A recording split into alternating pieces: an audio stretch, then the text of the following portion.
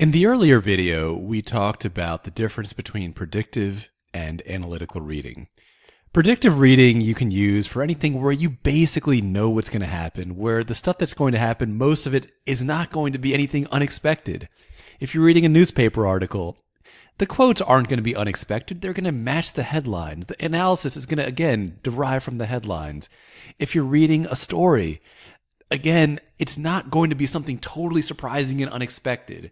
If you're reading a historical fiction novel about Abraham Lincoln, you're probably not going to see a bunch of dragons in there. Again, you can pretty much predict it. You can predict sentences, you can predict words. That's predictive reading. It's fast. You use it all the time. It's most of what you use. Analytical reading is when you are facing something unfamiliar. If you're doing an SAT passage, you should probably be using a lot of analytical reading. Here's why. SAT passages, ACT passages, GRE, GMAT, LSAT, and MCAT passages are specifically designed to make predictive reading not work. You have to use analytical reading, and that's based on direct analysis of the sentences. You're going to use a lot of logic, a lot of grammar in order to do that effectively and accurately. But the problem with analytical reading is that at first, especially when you're not very comfortable with it, it's not as fast. Predictive reading is fast, is super fast. Analytical reading, it's not quite as fast. You can get faster at it, but it's never going to be quite as fast for most people. The two questions that we want to talk about in this video, the first is, can you speed up analytical reading? In other words, can you do analytical reading faster? If you're reading one of those dense passages written in the 1800s or something like that, can you get through them more quickly? Can you analyze them faster? And the answer to that is yes, you can. In order to do that, you need to learn to read grammatically. And that means your grammar analysis needs to be so fast, so automatic, so sharp. You need to be, however good you are at grammar right now, you need to be 10, 15, 100 times better at it. The other thing that you can do to speed up analytical reading is to work on logic. If your logical analysis skills are very, very fast, you can do it almost without thinking, then again, your analytical reading is going to get much, much, much quicker. What about the other part of this though? What about, is there a way that you could somehow turn analytical reading into predictive reading? Is there some way that you could use predictive reading on those really complex 18th century passages that they'll often have? Or those really dense scientific passages that they'll sometimes have? And again, the answer is yes. There is a way to do that predictively.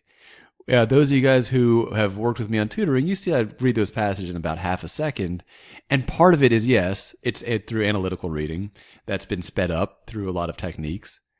Part of it is that a lot of the times I am using a type of predictive reading. Analytical reading, you can make it very fast. It's hard to really ever make it quite as fast as predictive reading. Even our speed reading program, Rapid Analytical Reading, it's fast, but it's not as fast. As the person who developed, who invented rapid analytical reading, even I can't use it as fast as I can use predictive reading. The way to turn things that you would now need to do analytical reading on into things that you could really approach with, maybe even 50 or 60% predictive reading is to make yourself more familiar with the ideas that other ideas are based on. I'll say it again. You need to become more familiar with the ideas that are the foundation of other ideas.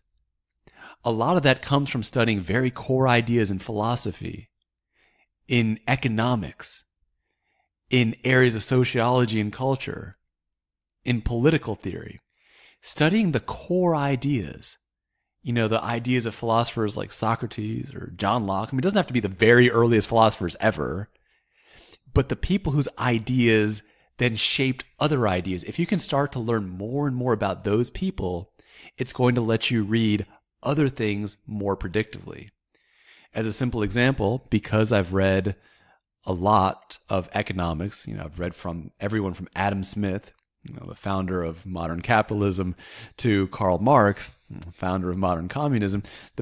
Because I've studied what their ideas actually are, I can read a lot of economic things sort of predictively. Not always. There's plenty of economic things where the only thing I can do is read them analytically, but that higher familiarity will make it so that you can read more things predictively.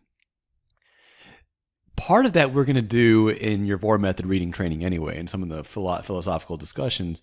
But if you really want to do that, it's a lifelong thing. You need to always be looking at those ideas that produce other ideas. You need to look at those core ideas that shape the rest of reality. If you can become very familiar with what those things say, what they actually say, not with what people think they say, because whatever people think they say is usually not right. What people think Karl Marx wrote about in Capital is not really what he wrote about. And if you look at the things that Adam Smith wrote about in Wealth of Nations, even that is not really what people think he wrote about. You have to look at the actual ideas that then create other ideas. So the two things to do if you want to get faster: one, try to go more in that rapid analytical reading direction, working on your grammar, your logic, learn how to read based on grammar and logic. It'll make things much faster. If you want to learn to read complex ideas predictively, you need to just get familiar and study a lot more complex ideas that are the foundation for other complex ideas.